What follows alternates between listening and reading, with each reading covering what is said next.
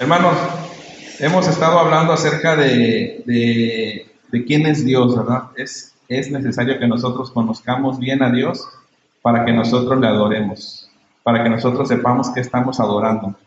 Sabemos que el mundo se maneja con muchos dioses. Nuestros antepasados, algunos de los mayas, algunos de los mexicas, algunos de aquí del área de la región, pues estaban los huastecos, los que hablan náhuatl, y muchos de ellos en sus creencias tenían muchos dioses. Uno de los más conocidos, por ejemplo, Quetzalcóatl. Creo que todos hemos oído hablar de Quetzalcóatl, ¿verdad? Hemos oído hablar de la serpiente emplumada, de Kukulcán. Para los mayas, Quetzalcóatl es Kukulcán y también es una serpiente emplumada. Pero así como ellos, hay un montón de dioses. Está el dios del agua, Tlaloc, ¿verdad? Se me hacía curioso que en internet, pues todo el mundo, ¿verdad? Decía, hay que sacrificar a alguien a Tlaloc porque necesitamos que llueva. Porque la gente, pues lo hacía de broma tal vez, pero en esa cuestión habla acerca, hermanos, de que está muy alejado el corazón del hombre de Dios. Porque en vez de que tengamos temor a Dios y lo reverenciemos y le pidamos a Él que lloviera, estamos haciendo bromas acerca de dioses que no existen. Pero más allá de eso, está el hecho. Ya ven, les dije. Llega la niña y dice: no. Pero ya lo regresaron y dije: no, si no hay. Bien. Y hablábamos acerca, hermanos, de que Dios es Dios. Y Él dice en su palabra: yo soy Dios, arriba en los cielos, abajo en la tierra y por debajo de la tierra. O sea, en todo el contorno del universo que nosotros conocemos, Él es Dios. Y también Él dice que Él es el principio y el fin. Eso habla acerca de alguien que es eterno, que no lo podemos medir como nos medimos nosotros en nuestros tiempos. O sea, ahorita precisamente que hablamos de alguien que cumplió años. ¿Cómo medimos el tiempo? A través de años, a través de segundos, minutos, horas, días, semanas, meses, años, siglos, y así nos podemos estar yendo, ¿verdad? Y aunque el tiempo, podemos llegar a un momento en que ya no hayamos cómo medirlo porque el tiempo es infinito tal vez, pero nosotros no lo usamos, entonces nosotros medimos nuestros días. De hecho, la Biblia nos dice algo de mucha sabiduría que dice: enséñanos a contar nuestros días de tal modo que traigamos al corazón sabiduría. Entonces la Biblia misma recalca de que nosotros somos finitos, pero Dios no es tratado por esas cuestiones. Dios no es tratado ni por el tiempo ni por el espacio, y tampoco Él está bajo una atadura de los elementos. Y menciono esto porque a raíz de estos días que nosotros pasamos, la sequía, ¿verdad? Una sequía de unos días, que no se compara con la sequía que vivió el pueblo de Israel durante 3 años y medio, si no mal recuerdo. Imagínense 3 años y medio sin agua. Si nosotros en un mes ya estábamos llorando, ¿verdad? Imagínense 3 años y medio. Pero para Dios no es Dios de que sea Dios de un elemento nada más. Porque nosotros podemos ver en la Biblia que había dioses que tenían la diosa de la fertilidad, Astoret. Esa diosa le sacrificaban a ellos o hacían lo que hacían sus cultos paganos para que la diosa les permitiera tener fertilidad en la tierra, fertilidad de las mujeres, fertilidad en sus negocios, o sea, que todo fuera fértil, hasta el ser humano. Y para eso tenían a una diosa. Pero para el fuego tenían a otro dios que era Balak. Tenían otro dios. Entonces, y luego que para el dios del mar, cuando los filisteos ellos tenían un dios que tenía como una especie de pez, una forma de pez en la cabeza. ¿Cómo se llamaba este dios? Dagón. ¿Se acuerdan de Dagón? ¿Lo han leído en la Biblia? Dagón era el dios de los filisteos, pero él era el dios del mar, porque ellos vivían a orillas del mar, entonces reflejaban a su dios a través de los elementos. Para algunos vemos el elemento del agua, otros vemos el elemento del fuego, otros vemos el elemento de la tierra, otros de la fertilidad. Para ellos así lo dividían. Pero Dios, como ya lo hemos visto, Dios es Dios de todo, del fuego, del agua, de la lluvia, de la tierra, de lo que no conocemos. Él paró una vez, hermanos, las cosas físicas para que su pueblo pudiera ganar la batalla. O sea, que la física que nosotros conocemos, como el hecho de que nosotros saltamos y caemos, hay algo que se llama la gravedad, ¿verdad? Nosotros sabemos que la Tierra gira alrededor del Sol. Bueno, pues Dios hizo un milagro portentoso. No hay manera en que lo podamos explicar, pero no oscureció, porque el Sol estuvo siempre dándole a la Tierra para que ellos pudieran ganar la batalla, porque Él es Dios sobre todo. ¿Sí? Entonces es muy importante que nosotros lleguemos al conocimiento de quién es Dios. Entonces, lo entendimos bien, entonces que Dios también es una Trinidad. Esto es muy importante porque nosotros somos una iglesia que cree en un Dios trino. ¿Y qué significa esto? Significa que Dios está compuesto por tres personas, que es Dios el Padre, Dios el Hijo y Dios el Espíritu Santo. E iniciando el Génesis, la Biblia nos dice que dijo Dios, hagamos al hombre a nuestra imagen y semejanza. Cuando Dios dice hagamos, está hablando en plural, porque está hablando con las otras dos personas, que son el Señor Jesucristo y el Espíritu Santo. Y desde ahí a nosotros vimos que existe una Trinidad. Entonces nosotros aquí la iglesia del Dios viviente, nosotros creemos en una iglesia trinitaria, porque hay iglesias que son unicitarias. Entonces tenemos que tener mucho cuidado porque no podemos nosotros degradar a Dios. Nosotros tenemos que tener cuidado que a la deidad que nosotros creemos, que es Jehová de los ejércitos, no lo degrademos. Nosotros tenemos que luchar, o sea, prevalecer contra esas falsas enseñanzas o herejías que atentan contra quién es Dios. También hemos visto ya que Jesucristo es Dios, porque hemos visto que hay corrientes llamadas cristianas que degradan a Jesucristo y dicen que Él no es Dios, que Él simplemente o es un ángel o es Dios mismo quien se transformó y tomó forma de Jesucristo. ¿Sí? Hay diferentes corrientes o teologías, como esa teología que habla acerca de que Dios puede tomar diferentes formas o modos, se le llama modalismo. Entonces tenemos que tener mucho cuidado porque pareciera cristiano, ¿verdad? Camina como cristiano, habla como cristiano, pero no es cristiano. Y todo tenemos que irlo constatando a la luz de la palabra. Entonces, la unicidad, o sea, el decir que solamente hay una persona y que ese es Dios, esa es una herejía. ¿Ok?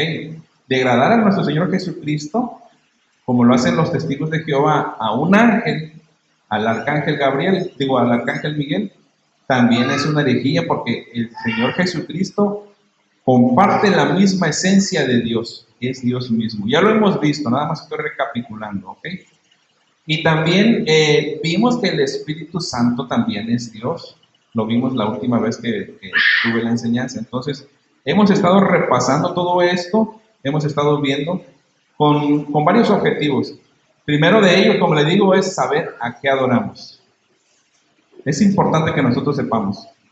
Por lo regular, cuando una persona inicia en el Evangelio, se llega a una iglesia donde no hay una doctrina firme, esa persona se confunde y empieza a formarse a Dios, a lo que él cree, a lo que él piensa que es Dios. Entonces se forma, como dijo un pastor, a un Dios de su imaginación. No, es que yo creo que Dios es así. Y entonces se forma a un Dios que no es Dios. Sí, algunos cometen el error o cometemos el error de pensar que Dios es puro amor, por ejemplo. Entonces dicen, Dios no va a condenar al mundo, porque es su creación y Dios es amor, Dios no puede condenar al mundo, ¿verdad? Entonces, pero nosotros si nos vamos a leer la Biblia habla de juicios de Dios y que mucha gente se va a ir al lago de fuego y azufre, o lo que conocemos como el infierno. Entonces contrasta, entonces, o es Dios es, entonces se van al otro lado las personas y se hacen en su imaginación a un Dios iracundo, a un Dios malo, porque dicen, mira, los están mandando al infierno, entonces Dios es malo. Entonces hay unos que piensan que Dios es amor y hay otros que Dios es un Dios iracundo, pero ese es un Dios de su imaginación. Pero el problema está en que no escudriñan la Biblia. Por eso es que hemos nosotros tenido que tener el tiempo de poder estar aprendiendo sobre esto. Porque Dios es amor y Dios también es justo. Cuando habla uno de la justicia de Dios, habla de que Dios en algún momento va a tener que llevar a juicio a quien lo merezca. ¿Sí? Entonces, Una cosa no quita la otra. Dios sigue siendo amor, pero Dios sigue siendo justicia. Y en esto nosotros tenemos que tener un temor reverente delante de Dios.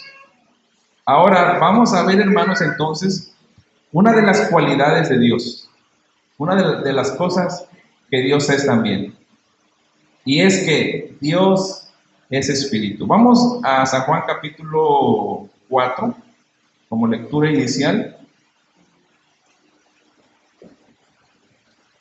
San Juan capítulo 4, verso 24. Vamos a leer nada más la primera partecita, ahorita nos pasamos a lo demás. Dice, lo tenemos, ahí lo van a poner en la televisión también. Dice, Dios es espíritu y hasta ahí nada más. Dios es espíritu. Fíjese qué contundente es nuestro Señor Jesucristo ahí. Dice, Dios es espíritu. No dice, y es poquita carne, ¿verdad? Y no dice que Dios es alma. No, Dios es espíritu. Entonces, lo que nos está diciendo aquí es que Dios no es material o corporal. ¿Sí? Él no posee un cuerpo físico como tú y como yo. A Dios no esperes verlo como un cuerpo físico o que querramos que Dios tenga un cuerpo físico. Si nosotros, hermanos, nos metemos a ver las doctrinas que hay, a veces hay personas que, como le digo, por falta de estudio, porque no es malo que tú y yo tengamos a veces ignorancia de quién es Dios, no hay un problema con eso. El problema es que siempre estemos con esa ignorancia. Porque en la medida que tú y yo aprendamos de la Biblia y aprendamos con la Biblia, nosotros esa ignorancia se va a ir yendo. Entonces, como cristianos nosotros tenemos el deber y la obligación delante de Dios, no delante de los hombres, de escudriñar sus escrituras. Porque es la palabra de Dios la que Dios nos ha dejado. ¿Sí? Y dice la misma Biblia que tenemos la palabra profética más segura. Muchas personas yo veo que quieren buscar profetas para que le profeticen sobre su vida. Pero el tiempo de los profetas ya pasaron. Ahora nosotros cuando agarramos la Biblia y la leemos o la predicamos, nosotros estamos profetizando. Nosotros ahora nos hemos convertido en profetas de Dios. Ya no necesitamos profetas que se llamen profetas. Ahora los profetas que hay ya no son como los del Antiguo Testamento. ¿Sí? Ahora ya los profetas... Nosotros los profetas que se autodenominan profetas tienen que estar basados en la Biblia, tienen que estar basados en lo que está escrito. Pero Dios no es material o corporal, no posee un cuerpo físico. Entonces muchas personas que llegan al Evangelio y que empiezan a querer tomar ellos un liderazgo, comienzan a cometer errores de interpretación de la Biblia. Y entonces empiezan a ellos a crear cosas que son erróneas de algún modo y lo empiezan a transmitir y se hacen doctrinas, hermanos, que después se convierten en religión en el mundo. Entonces, el hecho de que Dios no es material o no es corporal nos implica dos cosas. Primero, que Él no está confinado a ninguna de las restricciones físicas. Mire, como usted tiene un cuerpo, para que usted se pueda mover de aquí a su casa y de su casa al templo, ¿cómo le hace? Tiene que usar un medio de transporte, ¿sí o no? ¿Por qué? Porque usted no puede materializar su cuerpo de allá para acá. Porque esas son restricciones físicas que tenemos nosotros los seres humanos. Pero Dios no tiene esas mismas restricciones. Dios puede estar en todo lugar, en el mismo momento. Y a eso se le llama omnipresencia. No hay otro que pueda tener esa capacidad. Mucha gente le ha querido otorgar al diablo esa capacidad. Han hecho del diablo un ser al nivel de Dios. Porque para todo le echan la culpa al diablo. ¿Sí? Piensan que el diablo tiene la capacidad de ser omnipresente, pero el diablo no tiene esa capacidad. Escúchame bien, el diablo no tiene esa capacidad. Así que si tú eres una de las personas, o somos una de las personas que nos gusta echarle la culpa al diablo de todos nuestros pecados, de todos nuestros errores, de todo lo que nosotros hacemos, déjame decirte que estamos equivocados. Porque el diablo a lo mejor sí puede querer que nosotros caigamos, porque dice la Biblia, él es un león rugiente buscando a quien devorar. Sí, o sea que sí, él quiere nuestro mal. Pero él no puede estar aquí conmigo en mi colonia y luego irse allá a la colonia del hermano Pedro y luego irse a la colonia donde vive Felipe y luego irse a la colonia donde vive la hermana Leida. Él no tiene esa capacidad.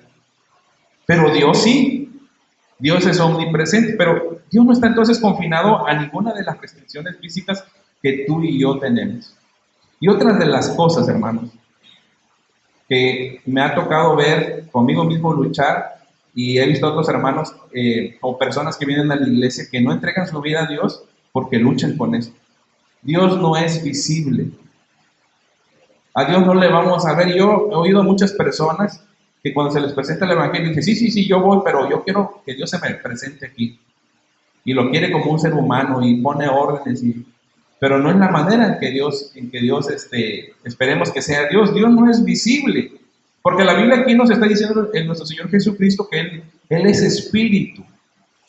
Entonces, como espíritu, Él no es material o corporal. No esperemos ver a Dios de esa forma. En su forma original, Dios es espíritu. Pero, a veces nos hallamos en las escrituras que hablan de Dios como si Él poseyera un cuerpo físico. ¿Sí lo ha leído? ¿Se ha topado con la Biblia que a veces habla de Dios como que tiene un cuerpo físico?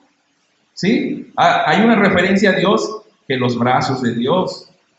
Hay una referencia a Él sobre su espalda, como cuando estaba Moisés en la cueva y dice, y vi la espalda de Dios. Pero ¿cómo, hermano? Pues si no tiene cuerpo, está diciendo usted que Él es espíritu. También habla acerca del aliento. Mire, el aliento es nada más de los seres vivos porque nosotros respiramos. Tenemos un pulmón. El aliento es nada más para los mamíferos y todos los seres vivos, ¿verdad? Bueno, no nada más los mamíferos, todo aquel ser vivo que tenga la capacidad de inhalar y exhalar. A ver, ¿alguien está estorbando al vecino? Está el vecino allá, por favor, a ver, asómese. Ahí va el vecino. A ver si no alguien está estorbando al vecino porque está asomando. Por favor. O no sé qué pasa allá. Bueno, ya salieron. Sigamos. Ya no se preocupen, ya salió ya un guerrero del Señor. Va a luchar por la justicia. Entonces, Dios no tiene un cuerpo, pero hay referencias al Señor, y hablaba yo ahorita del aliento, ¿sí? Entonces, Dios como espíritu, Él no está incapacitado por nuestras cuestiones físicas para respirar. El carro de la hermana. Gracias, hermano. Él no está incapacitado por esas cuestiones. Nosotros sí. Y mire, ahora que estuvo el COVID, muchas personas sobrevivieron porque les compraron oxígeno en tanque, ¿verdad? Porque nosotros estamos atados a eso. Pero Dios no. Pero nosotros vemos continuamente estas referencias. De que Dios tiene brazos, de que Dios tiene manos, de que Dios su aliento, es más, de que Dios tiene oídos, que los ojos de Dios nos vieron, que su rostro, que dedo de Dios es esto, dijeron los sacerdotes del rey de ¿cómo se llama? De Egipto. Dijeron, dedo de Dios es esto. Pues, ¿qué pasa, hermano? Porque la misma Biblia dice, ¿verdad? Que Dios tiene así como partes del cuerpo. Bueno, en la teología, estas referencias, hermanos, son consideradas expresiones antropomórficas. Significa que lo que hace Dios, hermanos, está simplemente atribuyéndose características humanas. Dios lo que hace es atribuirse características humanas para comunicarnos a nosotros una verdad acerca de sí mismo, de una manera que el ser humano, o que nosotros, sus hijos, lo podamos entender o lo podamos comprender. Dios es incomprensible, así como nosotros. Si Él se nos presentara, mire, nadie ha visto a Dios jamás. En sí, en la gloria de Dios no es imposible, porque seríamos consumidos, porque Dios es santo, santo, santo. Y nadie puede estar delante de su presencia, dice la Biblia. Y Él ha tomado, entonces le decía, ha hecho de Él esta cualidad de ser antropomorfo para que nosotros podamos comprender quién y cómo es Dios. Esto es muy importante, porque así nosotros podemos descansar confiadamente en Dios. Por eso nosotros leemos en la Biblia que dice, su brazo poderoso. ¿Y usted entiende un brazo poderoso? ¿Qué es un brazo poderoso? Imagínese un boxeador. ¿Se acuerdan de aquel boxeador, Muhammad Ali? Los que le tocó ver. Mike Tyson, Julio César Chávez. Julio César Chávez tenía una izquierda prodigiosa porque tenía el gancho al hígado, ¿verdad? Y es con la zurda. Entonces él peleaba paz, paz, paz, y luego soltaba el brazo derecho y golpeaba. Ese era un brazo poderoso. Es más, si yo le digo, hermanos, en un momento lo vamos a poner en una batalla, pero va a elegir a 3 personas. Por un lado tiene a Mike Tyson, a Muhammad Ali y a Julio César Chávez para esa batalla. Y en el otro lado tiene al hermano Pedro, al hermano Pablo y al panzoncito del hermano Irán. ¿Con cuál de ellos sería la batalla? Sinceramente, es una batalla física, ¿verdad? No es una batalla espiritual, es una batalla física. Pues obviamente que usted va a decir, gracias hermanitos, pero me voy con los hermanitos boxeadores, porque ellos tienen un brazo poderoso. Porque el boxeo no usa piernas, usa puros brazos, por eso estoy usando ese ejemplo.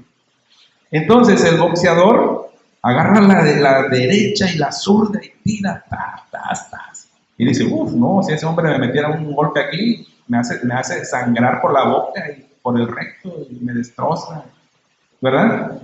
Tienen un brazo poderoso. Pues Dios usa esa misma ejemplo, hermanos, para que nosotros entendamos que su brazo poderoso está con nosotros y nosotros nos trae un descanso y decimos, ¿verdad? Dios tiene un brazo poderoso. Su brazo no se cansa y nosotros podemos entender lo que significa esto, que Dios es poderoso. No hay un enemigo que se le resista cuando Él suelta su brazo. No hay un enemigo que se resista. Ve cómo Dios ha hecho entendernos lo poderoso que es a través de usar un ejemplo. Pero eso no significa que Dios tenga un cuerpo. Eso no significa que Dios sea como nosotros. No nos olvidemos, Él sigue siendo espíritu. Pero usa un ejemplo antropomorfizándose, no sé si existe esa palabra. Usa un ejemplo haciéndose de Él antropomorfo para que nosotros podamos entenderlo. Entonces, además de esto, no solamente usa al ser humano como ejemplo, también a veces usa a los animales. Y no por esto Dios es un animal. Por ejemplo, la Biblia nos habla de que Dios tiene alas, dice, las alas de Dios, y dice que su pueblo va y se esconde delante de en esas alas. Ahorita que cantaba la hermana se va a soltar la puerta. Sí, decía este canto, ¿verdad? Bajo la sombra de sus alas, no sé si lo cantó la hermana ahorita, pero hay un canto que dice, bajo la sombra de sus alas, bajo la sombra de sus alas, yo me gozaré. Entonces, Dios tiene alas, hermano. Dios es como esos animales que tienen, no, pero está usando un ejemplo para que nosotros podamos comprender que cuando nosotros estamos lo más atribulados, lo más necesitados, lo más débiles, nosotros podemos llegar a Él y podemos recordar a la gallina, ¿verdad? Cuando está lloviendo, ¿qué hace la gallina? Tiene todos sus polluelos y abre sus alas, las abre y llegan sus pollitos, ¿verdad? Y ella los cubre. Y ahí está la mamá gallina. Pues igual Dios abre sus alas y nosotros podemos llegar como diciéndole, Padre, te necesito. Entonces nosotros entendemos que ahí está Dios para nosotros en cualquier momento. Pero no es que Dios tenga alas, ¿verdad? No es que Dios tenga alas, simplemente está usando este ejemplo. Mire, Éxodo 19:4. A ver si lo puedes poner ahí, Felipe.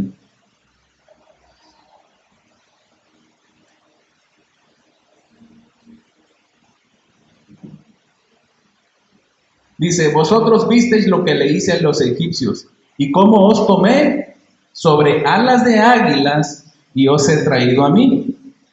¿Cómo os tomé? O sea, Dios dice, ¿vieron cómo yo os tomé en alas de águilas? O sea, está diciendo, yo como alas de águilas, como unas alas de águilas, los tomé a ustedes para traérmelos. Pero no es que Dios tenga esas alas, ¿verdad?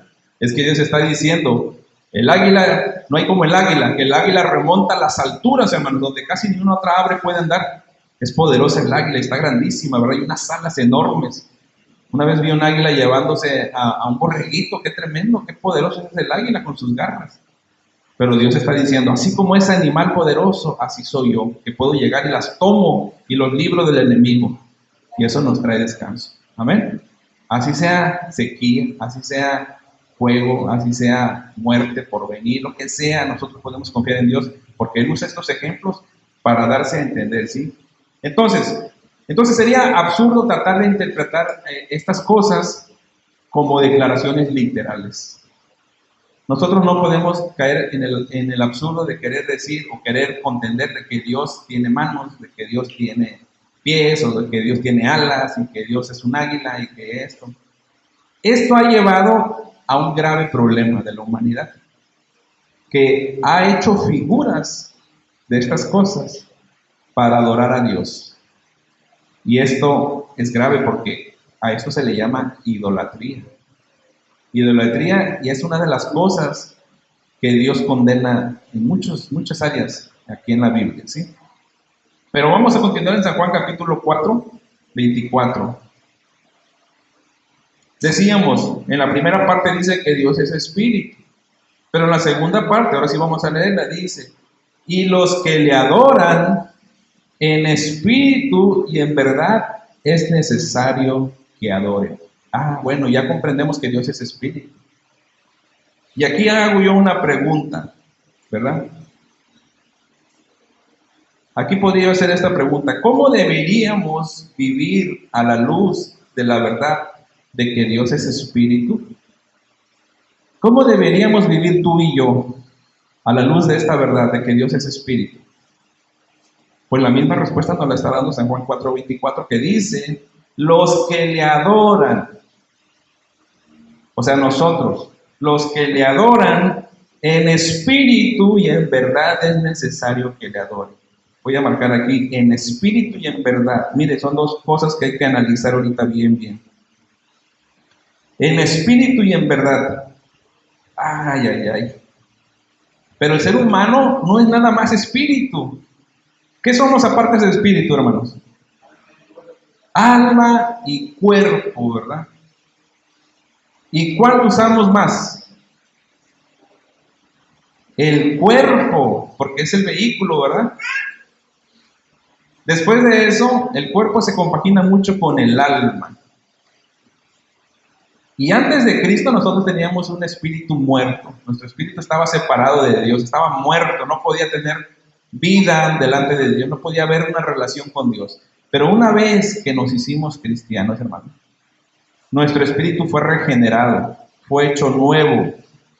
Nuevamente vino el soplo a través del Espíritu Santo y nosotros ahora volvemos a tener esa relación con Dios. Podemos establecer esta relación con Dios nuevamente. Y aquí San Juan capítulo 4, versículo 24, está diciendo que la única manera de que nosotros podamos adorar a Dios es en espíritu y en verdad.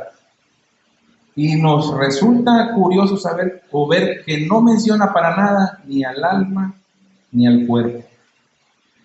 Entonces, la única forma en que tú y yo podamos entregarle una adoración a Dios es a través del espíritu.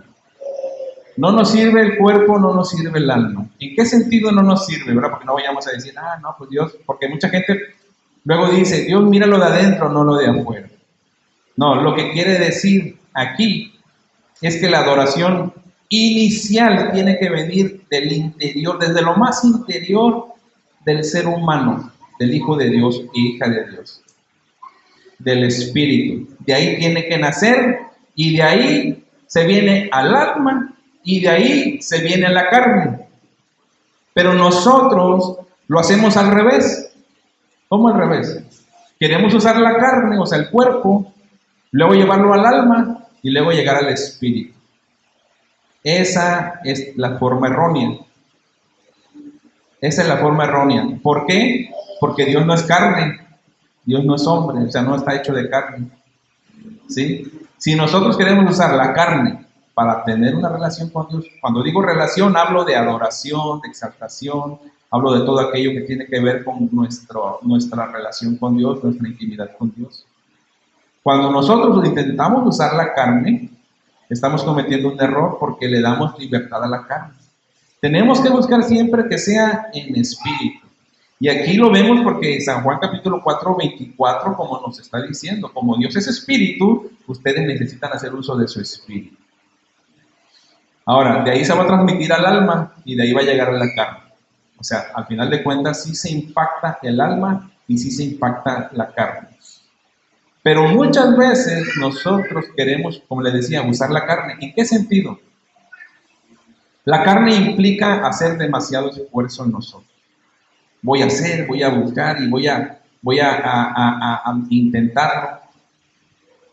Y el problema de esto es que así a simple vista, hermano, tanto el que usa la carne como el que usa el espíritu, a simple vista, se ven iguales. El de la carne viene y se esfuerza por orar mucho tiempo. Y el del espíritu viene y se esfuerza por orar mucho tiempo. Pero uno está agarrando a la carne, basándose en la carne, y otro usa al espíritu. Pero así a simple vista, nosotros podemos decir, oh, qué bueno, dos hermanos orando. Pero son dos hermanos usando, digamos, estrategias diferentes. Unos usan a la carne y otros usan al espíritu. Si nosotros nos sostenemos en nuestro espíritu para nuestra comunicación con Dios, nosotros, tarde que temprano, nosotros vamos a vivir los kairos de Dios, los tiempos de Dios. Pero en la medida que nosotros nos esforcemos en nuestra carne, nosotros vamos a llegar a un momento, ¿sí?, de que nosotros nos vamos a decepcionar. Eso es lo que trae la carne. Porque depender de la carne significa que nosotros le estamos dejando a Él la capacidad de desarrollar la comunicación con Dios. Y esto es imposible. Entonces, ¿cómo deberíamos vivir a la luz de la verdad, de esta verdad de que Dios es espíritu? ¿Cómo tenemos que vivir entonces? No dependiendo de la carne, sino de nuestro espíritu. No hay mucha cosa aquí complicada. Hay que dejar lugar a nuestro espíritu. Pero, hermano, ¿cómo hago esto? Porque yo no soy un santo como el pastor, ¿verdad? Yo no soy un santo como el hermano Pedro. Yo no soy un santo como el hermano José Ángel, o la hermana Leida, o las que sirven. Yo no soy un santo como ellos, queriendo decir, porque muchas personas intentan decir que en la medida que una persona sirve más a Dios en la iglesia, es porque está más cerca de Dios. Y a veces hay personas que podemos estar sirviendo y a lo mejor nuestro corazón está muy lejos, porque lo hacemos en la carne. Por eso le digo, a veces no se discierne a simple vista, pero lo hacemos a través del Espíritu Santo. Pero entonces decimos, ¿cómo? La Biblia nos dice que el Espíritu Santo discierne nuestros pensamientos y las intenciones de nuestro corazón. Está en Hebreos, no me acuerdo si en Hebreos 11, ¿lo puedes buscar por favor ahorita?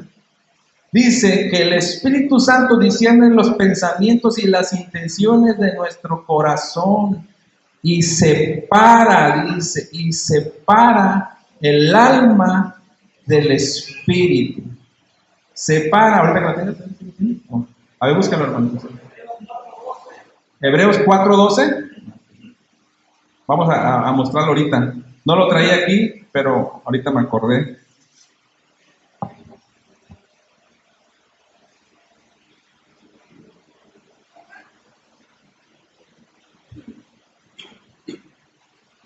Dice, porque la palabra de Dios es viva y eficaz, y más cortante que toda espada de dos filos, y penetra hasta partir el alma y el espíritu, las coyunturas y los tuétanos, y discierne, y tiene esa capacidad la palabra de Dios para discernir, o sea, para conocer y comprender a profundidad los pensamientos y las intenciones del corazón. Pero miren, vamos a quedarnos con la parte que dice, hasta partir el alma del espíritu.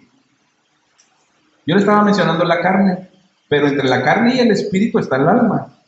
No podemos pegar a la carne con el espíritu, porque no va así el orden, es carne, alma o espíritu, alma y carne, perdón, espíritu, alma y cuerpo, o cuerpo, alma y espíritu. Entonces, la comunicación de la carne es con el alma, o sea, con las emociones, los sentimientos, tu yo, quién eres tú. Todo eso está en el alma. Cuando tú te sientes feliz, es tu alma. Cuando tú te sientes contento, es tu alma. Cuando tú haces uso de tu intelecto, es tu alma. Cuando tú te enamoras, es tu alma. Cuando tú odias, es tu alma. Y al alma lo expresa en el cuerpo, ¿verdad? Odias, quieres golpear. Amas, quieres besar, o quieres abrazar, o quieres, no sé. Esas son expresiones del alma. No son malas, ¿verdad? Bueno, algunas sí, pero en sí el alma no y el cuerpo no es malo. Porque Dios alienta, por ejemplo, al matrimonio. Tengan sexo, ¿verdad? Que para eso se creó el matrimonio. Pero lo prohíbe en otro contexto. Aquí no. Aquí todavía no cometan eso. ¿Por qué? Porque son dos cosas separadas, pero nos trae el deleite en el cuerpo y el alma para el regocijo. Son cosas que Dios permite en ciertos contextos.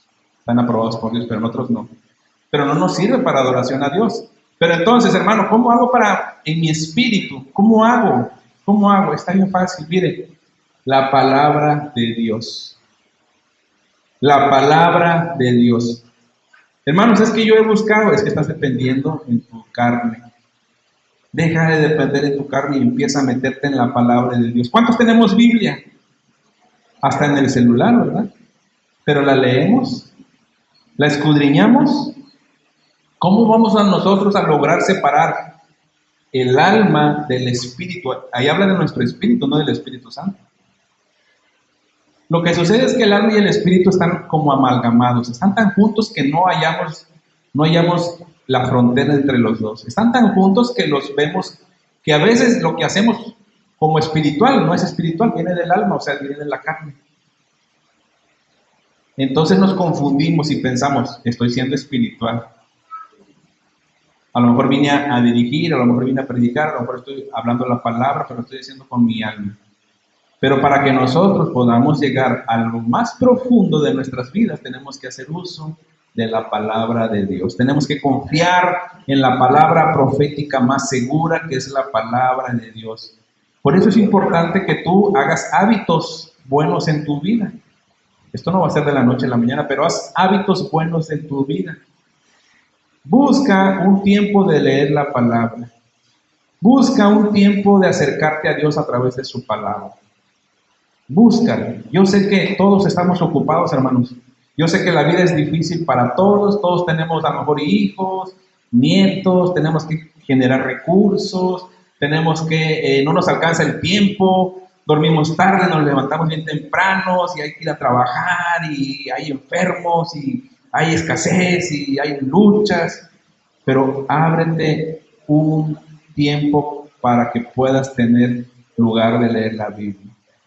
Esto ya está en ti, ya no puede hacerlo el pastor, ya no puede hacerlo tus líderes, ya no lo puede hacer el que predica, ya no lo puede hacer nadie. No, esto no es magia, esto nos corresponde a nosotros.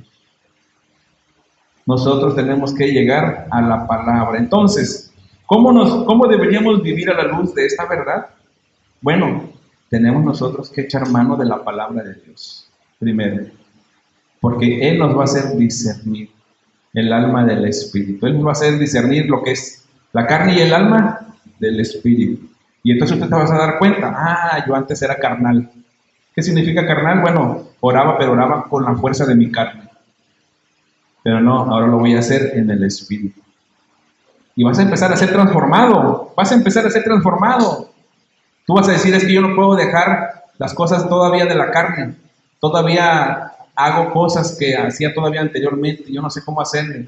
Es porque necesitas dejar que la palabra de Dios viva en ti, more en ti. No dice la misma Biblia, la palabra de Dios mora en abundancia en vuestros corazones. No dice poquito, no dice más o menos, dice en abundancia. Porque la palabra de Dios es viva y eficaz.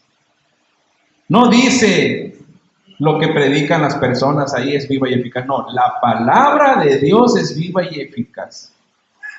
Aférrate a la palabra. Ve a la palabra. Ella es la fuente de la verdad de todo cristiano. Necesitamos ir entonces a Él. Entonces, la adoración en espíritu, ¿qué significa? Que debemos adorar a Dios, San Juan 4:24, que debemos adorar a Dios con todo nuestro ser, sincera y profundamente. Tenemos que hacer de esa adoración todo nuestro potencial, todo lo que es nuestro ser, dárselo a Dios, pero de una manera sincera, no de fingimiento, hermanos. Tienes que dejar de ver lo que hacen los demás. Es decir, a veces llegamos a la iglesia para juzgar a los demás.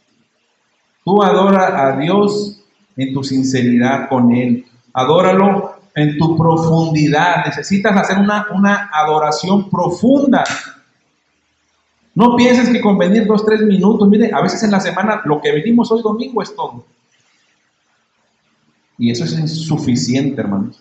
Es insuficiente para querer tener nosotros una vivencia en el Espíritu. Depender de 2 horas el domingo y a veces ni eso, porque a veces ni vienen. ¿Qué cree que usted esté pasando con la persona que no viene ya ni los domingos? Si está dejando lugar a su carne, pues está siendo una persona carnal, ¿verdad? Está siendo muy carnal. Se va alejando cada vez de las cosas de Dios, se está enfriando y cada vez ve más esto como locura. Eso lo hacen los hermanos. Entonces, que no nos vaya a pasar a nosotros. Tenemos nosotros que ser más profundos en nuestra búsqueda de Dios. Tenemos que ser más profundos. ¿Qué más? Debemos adorar también a Dios en el poder y bajo la dirección del Espíritu Santo. Yo mencionaba la palabra, pero también dice la Biblia que la espada del Espíritu es ¿qué? La palabra de Dios. Porque por un instante puedes decir, bueno, voy a leer la Biblia, pero no la entiendo. Bueno, también tienes que buscar al Espíritu Santo que ya está en ti. Ya no lo tienes que pedir, Señor, manda tu Espíritu. Hijo, ya te lo mandé, pues desde que desde que aceptaste a Jesucristo como tu Salvador, te sellé con el Espíritu Santo. Es que no lo veo, es que el Espíritu Santo es espíritu. No lo siento, es que no es alma para que lo sientas. Él está ahí en ti, tienes que buscarlo a través de tu espíritu. Y entonces el Espíritu Santo va a echar mano de lo que tú ya estás usando, la palabra de Dios, y te va a empezar a usar. Entonces, necesitamos nosotros adorar a Dios en el poder y bajo la dirección del Espíritu Santo. Esto significa que tenemos que orar. La manera en la que tú y yo buscamos al Espíritu Santo es en oración. Es en oración. Tenemos que dedicar también profundidad en orar. Sin estas cosas, hermanos, nosotros difícilmente, hermanos, vamos a tener esa verdadera adoración. Difícilmente nosotros vamos a llegar a esa parte que nuestro Señor Jesucristo dice aquí. Los que le adoran en espíritu y en verdad es necesario que le adoren. Ahora, cuando dice en verdad, en espíritu y en verdad. 2 veces el Señor Jesucristo, que yo recuerdo, mencionó algo de la verdad. Primero dijo, yo soy el camino, la verdad y la vida. Toda adoración es para Jesucristo porque Él es la verdad. Además dijo, santifícalos en tu palabra. ¿Por qué? Porque tu palabra es verdad, hablando de su palabra. Entonces tenemos muy claro ya, Jesucristo es la verdad y su palabra también es la verdad. Nosotros queremos llegar a una adoración en verdad a Dios, debemos adorar entonces a Dios con veracidad. ¿Qué significa esto? Veracidad. Tenemos que ser hombres veraces, que no haya mentiras en nosotros, que no haya fingimiento delante de Dios, ni obviamente delante de los hombres tampoco. Tenemos que ser hombres transparentes. No podemos andar nosotros ya como los hombres de afuera. Los hombres de afuera son hombres mentirosos. Los hombres sin Cristo son hombres mentirosos. Son hombres encubridores. Por eso es que nosotros tenemos una nación llena de políticos corruptos. Pero nosotros no podemos ya hacer eso. Tenemos que ser hombres veraces. Tenemos que ser hombres ya entregados a Dios. Tenemos nosotros que ser sinceros e íntegros. Integridad. Esto es muy importante. Veracidad e integridad. Cuando Dios eligió a aquellos hombres para que sirvieran ahí en Hechos, no eligió a los más inteligentes, tampoco eligió a los más estudiados, tampoco a los más ricos. Eso lo hacemos nosotros, los seres humanos. Queremos que ahora que la presidenta electa está anunciando su gabinete, nos alegramos porque está eligiendo hombres inteligentes, ¿verdad? Estudiosos. Pero imagínense que me pusieran a mí de secretario de Economía. Yo que soy bien gastalón. Imagínense. Pero en Dios no escoge así. Porque la contraparte ya está diciendo, a ver qué tal salen, ¿verdad? Como políticos. Porque ha habido muchos hombres muy inteligentes, muy preparados, hablan 2, 3 idiomas. Uno de ellos fue José Antonio Meade, no sé si se acuerdan de él. Estuvo ahí en Hacienda. Pero cuando pasaron 44 mil millones de pesos ahí, dijo, yo nunca lo vi. Por favor, ¿verdad? Pero eso que habla de que son hombres corruptos. Pero así son afuera. Pero nosotros no podemos ser así. Tenemos que ser hombres veraces en nuestra adoración a Dios. Tenemos que ser hombres íntegros. Tenemos que guardarnos sin mancha delante del mundo. Pero hermano, si no voy a perder mi trabajo, si no voy a perder mis amigos, si no voy a perder mi familia. Bueno, como dijo Josué, escogeos hoy a quién sirváis. Tienes que tomar una decisión pero ya hoy, ya no para mañana, ya no para pasado, ya tienes que tomarla hoy, no conmigo, sino con Dios. Escogeos hoy a quién sirváis, le dijo Josué al pueblo. Yo ya me voy a morir o no sé, a jubilar.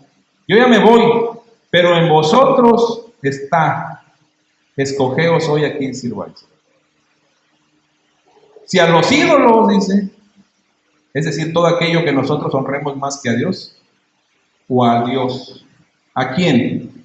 Esa habla de la integridad, de que nosotros tenemos que ser hombres y mujeres íntegros. Para esa guianza necesitamos la palabra de Dios, necesitamos el Espíritu Santo, necesitamos orar. Usted dirá, hermano, eso es pérdida de tiempo. Bueno, háblenlo con Dios, platíquenlo con Dios, pero necesitamos, hermanos, buscar esa verdadera adoración en verdad. Entonces debemos adorar a Dios verazmente, sinceramente y con integridad. Eso significa adorar a Dios en verdad. ¿Qué más? Debemos adorar a Dios conforme a la verdad. Es decir, lo que les mencionaba, a su voluntad revelada ya, la Escritura. Conforme a esto. Esta es la base, porque si no, cada quien va a querer adorar a Dios a su modo. Y ese es un grave problema. Cuando nosotros creemos que debemos adorar a Dios así. Yo creo que lo debemos adorar así. No, yo pienso que debemos adorarlo así. No es que yo piense, es como Dios ha dictaminado. Y esta es la base que nosotros tenemos. No vayamos a caer en error como los hijos de Aarón. Una historia muy conocida por todos. Los hijos de Aarón dijeron, yo creo que a Dios le va a agradar que le demos incienso así. Siempre el pueblo de Dios tenía, de parte de Dios, que tenían que darle incienso. Pero a ellos se les ocurrió un nuevo incienso, uno que Dios no había ordenado. Y entonces ellos lo prepararon y lo presentaron delante de Dios. ¿Y qué es lo que pasó? ¿Qué hizo Dios? Dice la palabra que le desagradó lo que aquellos jóvenes presentaron. Y Dios les quitó la vida. Juicio de Dios, porque aquellos se atrevieron a hacer algo que ellos creían que podía agradarle a Dios. Aquí no se trata de buenas intenciones, aquí se trata de hacer lo correcto conforme a las Escrituras. Porque Dios sí es amoroso, pero también es justo. Y Él no va a dejar su amor por su justicia, así como no va a dejar de ser justo por su amor. Él es las dos cosas. ¿Sí? Él es todo amor y Él es todo justicia. Qué bonito ver llover, miren. ¿Verdad? Que se llenen las lagunas, que nos duran otros 5 años. Pero entonces, hermanos, nosotros tenemos entonces la voluntad revelada de Dios y hay que agarrarnos de ellas. Hay que tomar su palabra para nosotros honrar a Dios como se debe. Hebreos 11:27, Felipe, por favor.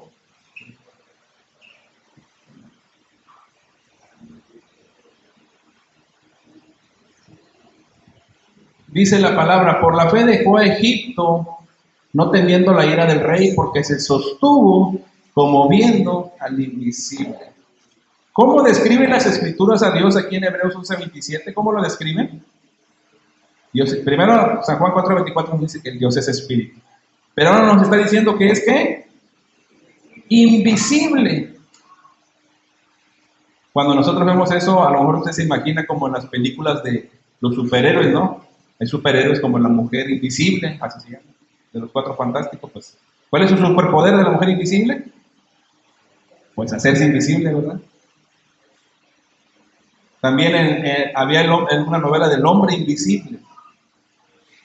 Cosas que el hombre anhela poder ser, pero el hombre no, porque estamos atados, acuérdense, a cosas físicas. Pero Dios es espíritu y Dios, Él es invisible. Significa, la palabra está diciendo, es invisible, no es visible.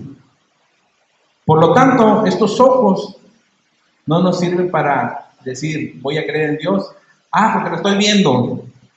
Al contrario, dice que aquel hombre se sostuvo porque estaba como viendo ¿a quién? Al invisible.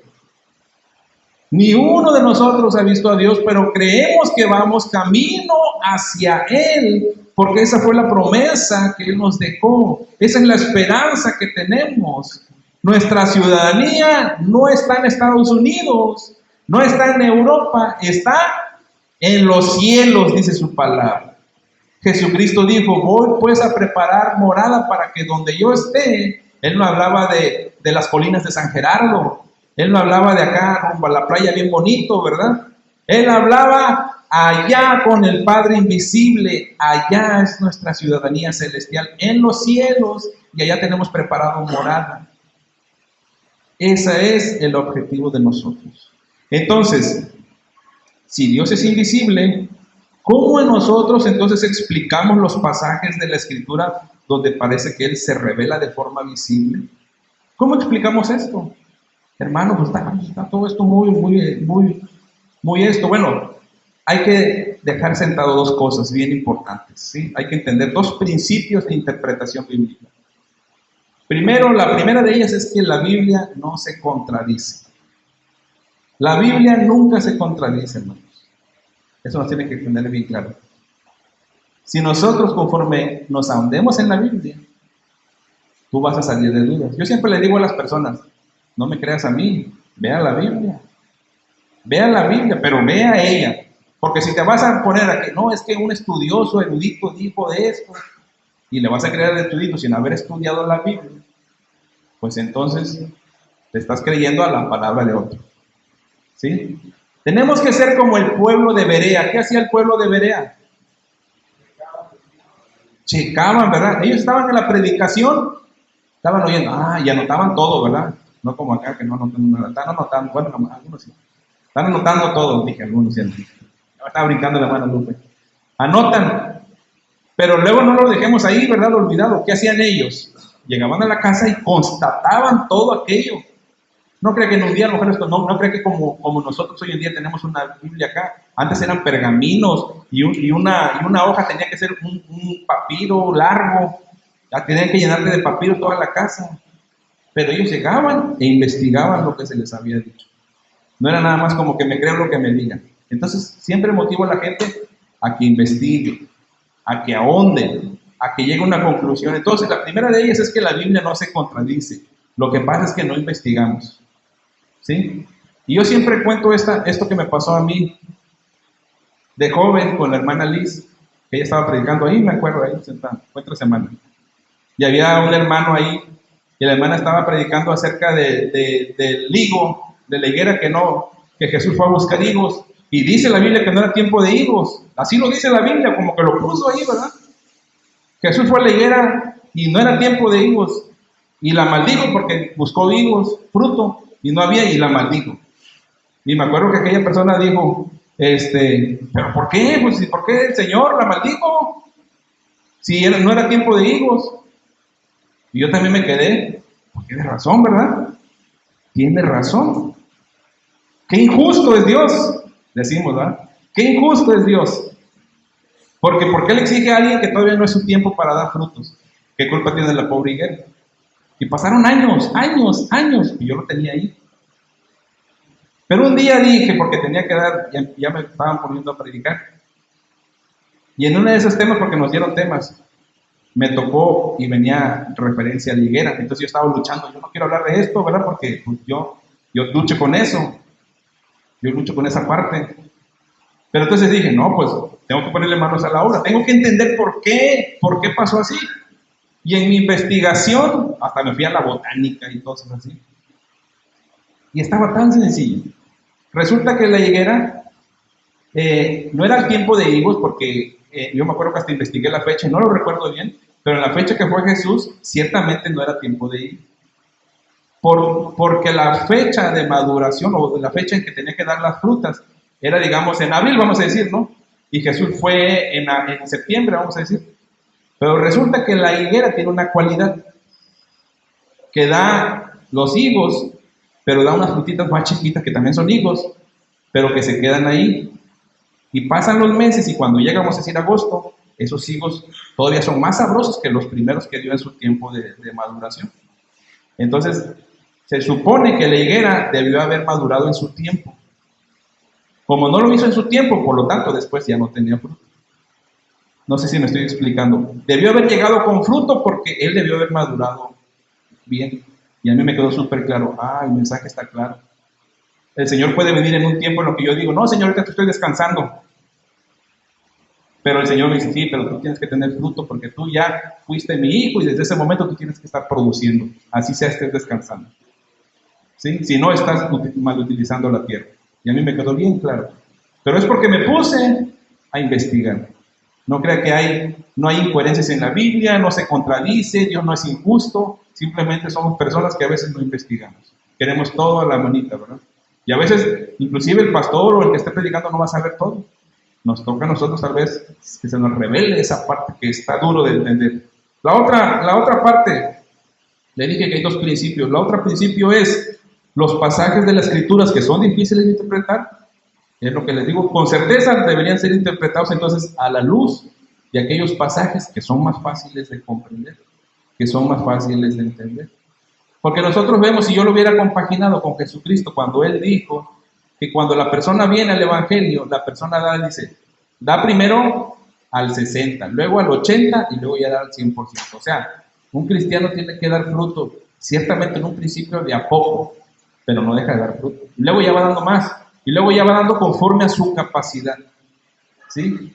Acuérdense, y vemos, por ejemplo, ahí ya me fue quedando más claro cuando aquellos hombres se les dio talentos, dinero, para que lo multiplicaran. Pero Dios les dio conforme a su capacidad. No me va a dar a mí 10 y yo no puedo con 10, a lo mejor me da 2, porque esa es mi capacidad. Entonces, si nosotros nos vamos aquí a la palabra misma se va revelando. Entonces, las Escrituras declaran que Dios es invisible, ¿sí? Y para que nosotros podamos entender esta parte de que Dios en las Escrituras es invisible, a excepción de cuando se encarnó con nuestro Señor Jesucristo, tenemos que interpretarlas como visiones. ¿Qué quiere decir de visiones? No hablo de visiones como el apóstol Pablo cuando dice que tenía hambre y se puso a orar y tuvo una visión que bajó un manto, ¿verdad? Eso fue como una revelación, que también es una visión, pero visión habla de lo que es visible. Entonces Dios se revela de esa forma también, significa que son representaciones simbólicas de una realidad espiritual. Son las representaciones simbólicas de una realidad espiritual y Dios las usa mucho para que nosotros podamos entender quién es Él, para que nosotros podamos entender sus atributos, todo lo que es Ezequiel capítulo 1, versículo 1, por favor, Felipe.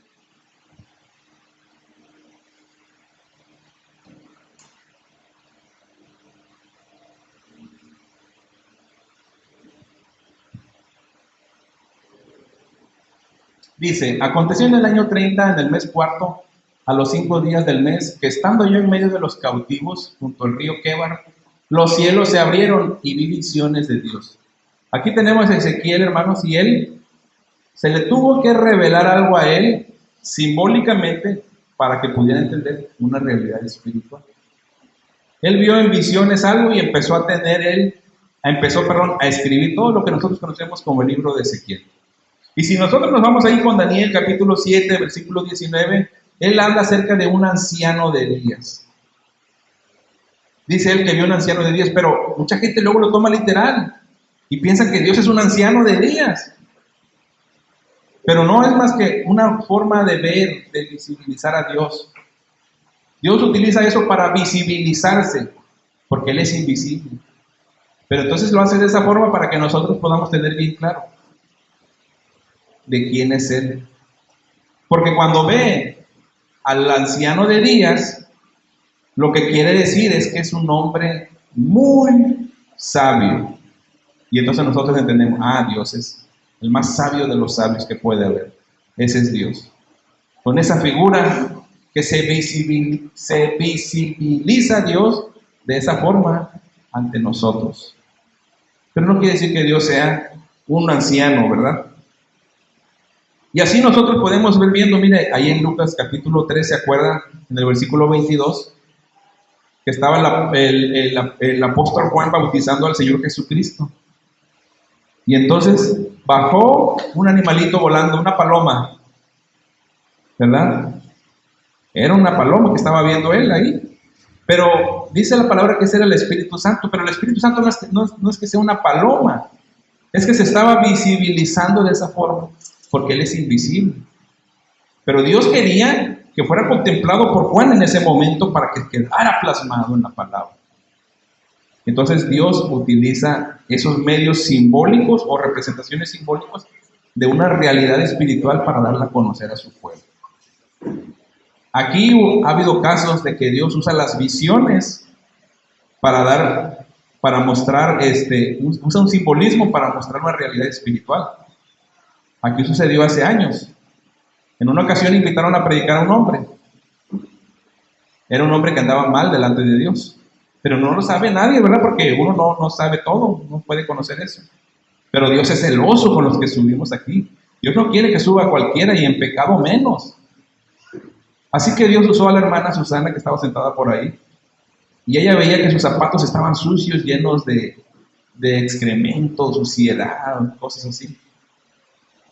Y fue movida por el Espíritu Santo y le dijo a los pastores, le dijo, yo veo que ese hombre, qué raro, dice, tiene los zapatos bien sucios. Yo me imagino mi abuela, mi tío lo voltearon a ver. No vieron nada, pero entendieron lo que Dios estaba visibilizando ahí en ese momento. Que ese hombre estaba en pecado. Entonces ya no lo dejaron subir. ¿Verdad? Y recuerden, en el testimonio está de que él venía con otros hermanos y que se enojaron y que todo, y que no, lo dejaron se enojaron con él y se fueron. Pero tiempo después vino la persona y dio el testimonio, o sea, con el pastor y le dijo, hermano, ¿se acuerda de aquel varón? Sí, tenía razón. Ese hombre le gustaba enamorar a las muchachas y andar sacándolas de las iglesias. Era un hombre malo, ¿verdad? Un hombre que usaba el evangelio para hacer sus cochinadas, decían, ¿no? Para hacer sus pecados. Pero Dios no permitió que aquí actuara. Entonces, Dios usa esos medios para visibilizar de manera simbólica una realidad espiritual. Y lo usa para Él mismo, ¿verdad? Yo te puse un ejemplo que a veces también sucede aquí en la casa de Dios, donde Dios cuida su obra a través de nosotros. Por eso hay que tener mucho discernimiento, ¿verdad? Para cosas que nos llaman la atención, a lo mejor Dios nos está usando. Pero es que necesitamos también estar metidos con Dios. Vamos a terminar en 1 Timoteo capítulo 1.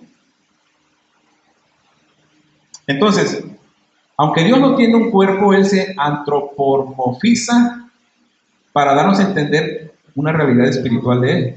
Que Él es fuerte, que Él es poderoso, que Él es amoroso, que Él es que Él tiene todo el poder, ¿verdad? Pero también usa también esas visiones simbólicas para expresar una realidad espiritual también, ¿sí? Como eso de que el Espíritu Santo en forma de paloma, que el fuego también lo utilizó mucho tiempo como símbolo del Espíritu Santo, el aceite que lo utilizaban físicamente, ahí era físicamente. Entonces, 1 Timoteo 1:17 dice, por tanto, al Rey de los siglos, inmortal, invisible, al único y sabio Dios, sea honor y gloria por los siglos de los siglos. Nuevamente vemos que es invisible. Esa es una característica de Dios. A Dios no le vamos a poder ver. Así que no confíes en tus ojos. No pienses confiar en tus ojos, ¿sí? Deja, si Dios nos da visiones, bueno, Dios, a Él sea la gloria, pero tenemos que saber. No, ahora no vaya a empezar de que yo estoy viendo esto, hermano. No, tranquilo. ¿Sí? Primero vamos a la palabra. Si viene un profeta ante ti, a ver, sí, a ver, vamos a verlo en la palabra. Porque hay gente que luego dice, hermana, es que va a ver alguna muchacha, hermana, es que el Espíritu Santo me dijo que usted y yo nos vamos a casar. Da testimonio de una persona. Sí, qué raro, porque a mí no me dijo nada. Sí, porque el Espíritu Santo no habla así. Dios le dijo a este Pablo, vete a la calle derecha y espera ahí que vaya un fulanito de tal y va a orar por ti. Y también va y le dice al otro. No es que vaya, ¿verdad? Él es omnipresente. Va y le dice, ve y ora por Pablo. No, Señor, ese hombre, no, tú ve porque va a ser instrumento. Bueno, pero no cree que Dios le dice a uno y deja al otro sin nada. Así no actúa Dios. Y ya Dios tiene ya su palabra profética más segura. Ya les dice, no os unáis en yugo desigual. Ya ahí está. Ya si lo obedeces o no lo obedeces, ya será cuestión de ustedes. ¿Verdad? Adiós. Pero ya tenemos más claro. Entonces, Dios es invisible. ¿Pero qué nos afirma este versículo acerca de Dios? Acerca de su invisibilidad. Pues que a Él sea el honor y la gloria por los siglos de los siglos. Él es único, Él es sabio y a Él sea la gloria. Porque acuérdense, estamos en la adoración que le tenemos que dar a Dios. Primera de Timoteo 6:15, Felipe, por favor, y ya vamos a acabar.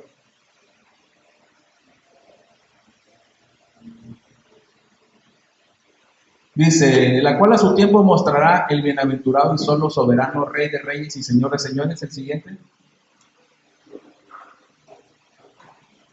El 16. El único que tiene inmortalidad, que habita en luz inaccesible, a quien ninguno de los hombres ha visto ni puede ver, al cual sea la honra y el imperio sempiterno. Fíjese, habita en luz inaccesible. La Biblia dice en el tercer cielo, algo donde el ser humano nunca podrá llegar, ¿verdad? Pero el Señor, esa invisibilidad de Dios es mencionada aquí en las Escrituras como uno de los atributos que lo distinguen de su creación. Nada en la creación es invisible. Existen animales que se pueden camuflar, que pueden tomar, si se ponen en un árbol, pues pueden parecerse al árbol. Están los camaleones que se lo pones en algo de color y absorbe, ¿verdad?, en su entorno. Pero no son invisibles, se camuflajean. El Señor sí es invisible. Y la persona y existencia de Dios, hermanos, son insondables, o sea, es inmortal y habita en luz inaccesible a que ninguno, no hay un hombre que haya visto a Dios ni lo puede ver, no hay uno, o sea, su existencia es insondable, Él solo puede ser conocido hasta el grado en que Él, Dios, decida revelarse a sí mismo. Lo ha hecho con hombres. Uno de ellos fue Moisés y les dijo a ellos cuando regañó a Aarón y a María, les dijo, mire, habrá hombres que me les muestre en visiones, habrá hombres que me les muestre por sueños, aquí vienen hombres que me les muestre de otra forma, pero no como me le revelé a Moisés, porque Moisés fue uno de los hombres que más revelación tuvo con Dios, pero ni aún Moisés lo vio en toda su plenitud, porque Dios decide hasta dónde revelarse. Pero, como lo decíamos cuando hablé de Jesucristo, Él ha venido a revelar a Dios totalmente, porque Él es Dios mismo. Hermanos, y con esto vamos a detenernos aquí. Hay todavía más que hablar sobre que Dios es espíritu, pero lo vamos a hablar después. Ya llegaron los niños, vamos a dejar lugar, pero antes de eso vamos a orar. Póngase de pie, estírense, descansen. Demos gracias a Dios porque Él nos muestra en su palabra cómo adorarle, hermanos. Él nos muestra cómo nosotros podemos llegar en esa adoración. Miren, a lo mejor usted se pregunta, ¿pero qué ganamos con adorar a Dios? O sea, sentir emoción. Las emociones, vaya a un partido de fútbol y oiga a 60,000 personas gritar, ¡oh! Va a sentir usted una emoción, que ni sepa de fútbol ni le guste, pero se va a sentir usted. Eso es lo mismo cuando a veces nosotros estamos aquí cantando nuestra carne y nos emocionamos, pero es en nuestra carne. Sentimos y confundimos, pensamos que eso es espiritualidad y eso no es. No nos confundamos. Tampoco el gritar. Si no nace del espíritu y sale hacia el alma y la carne, no está funcionando. Entonces, gracias a Dios que a través de su palabra nos indica el camino para que nosotros lo hagamos en el orden correcto. buscar a Dios en espíritu y en verdad. Adorarle en espíritu y en verdad. Vamos a orar y llevemos también en oración a nuestra hermana Beatriz, quien está enferma. Padre, en esta tarde ya te damos gracias por tu palabra, Señor. Hemos escuchado, Señor, y hemos visto estos pasajes de que tú eres espíritu, Señor, y como tal, en espíritu y en verdad es necesario que te adoremos. Padre, yo no sé, Padre, si nuestro corazón entiende estas cosas, Padre, pero tú que eres Dios que se revela, revélate en tu pueblo, Señor. Revélate en ellos, Señor. Lo que no puede hacer, Señor, tanta palabrería, que lo puedes hacer tú, Señor. Concédelo, Señor, una búsqueda total y completa, Señor, para que nuestro corazón, Señor, sea un corazón conforme a tu voluntad, Señor. Mira, Padre, que hemos hablado de que tú eres espíritu. Tú eres invisible, Señor. A ti sea la gloria, porque nadie más te conoce, porque nadie más te puede conocer, Señor, y sondear las profundidades de quién eres tú, Señor. Tú eres un misterio que nunca lograremos comprender, Señor. Pero gracias, Señor, porque te vas revelando, Señor. Gracias porque vienes, Señor, a nuestras vidas, Señor, y podemos conocerte. Y pasa, Señor, por alto nuestros pecados de ignorancia, Señor, porque tú sabes, Padre, que a veces no sabemos orar como conviene, Padre, pero podemos estar confiados porque tu Espíritu Santo está ahí, Señor, para guiarnos en toda oración. Ayúdanos, Señor.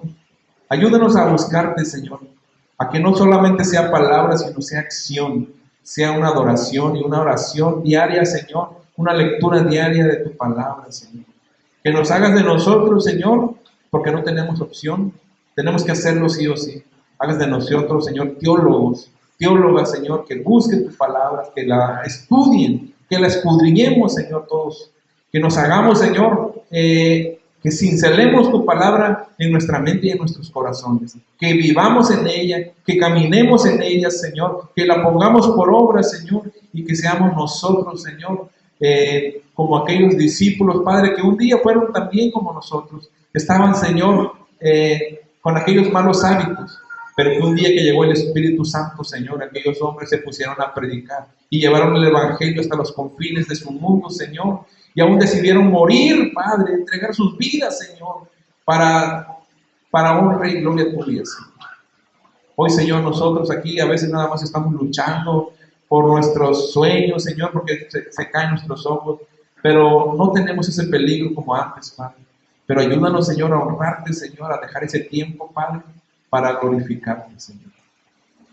Gracias, Señor, porque nos has hecho tus hijos, y es tiempo, Señor, de que podamos nosotros tomar ese papel de hijos, Señor, ser hombres y mujeres veraces, íntegros en su corazón, decididos, Señor, en buscar de tu rostro, de dejar, Señor, todos los rudimentos del mundo para venir a ti, Señor. Dejar todo aquello, Señor, obras muertas para buscarte en totalidad, Señor. Gracias, Padre. Ahora, Señor, oramos por tu hija Beatriz, quien está mala del estómago, Señor, quien está Señor, pues grave, Padre, hasta cierto punto. Yo te pido, Señor, que obres en su vida. Oramos, Señor, para que le concedas pronta recuperación, para que sane, Señor, para que se detenga toda infección, Señor. Y desde aquí alzamos nuestras manos, Señor, hacia los cielos, para que tú, Señor, veas, Señor, la humildad, Señor, y trates en su cuerpo, Señor. Sana a tu hija, Señor, allá donde está, Padre. Si está postrada en cama, Señor, si está con dolores, Señor, sánale totalmente, Señor, para que ella en su corazón, que tiene esa disposición de congregarse, lo pueda hacer, Señor. Y gracias, Señor, por tu pueblo, porque a pesar de las lluvias han decidido venir, Señor. Gracias por cada uno de ellos, Señor. Gracias por los niños, gracias por las enseñanzas, las maestras, Señor. Gracias por los jóvenes también, Padre. Por tu pueblo, Señor, que sean fortalecidos. Y gracias por las lluvias que sigues mandando, Señor. Sigue llenando los estanques, sigue llenando los ríos, las lagunas, Señor, para gloria y honra tuya, Señor. Nosotros, Señor, confiamos, Señor, en ti, Padre. Que no seamos conmovidos nunca, Señor, ni por la escasez, ni por la muerte, Señor, ni por las persecuciones, ni por nada en este mundo, Señor. Danos ese corazón, Señor, firme delante de ti, Señor. A ti sea la gloria, Señor, en el nombre de Jesús. Amén.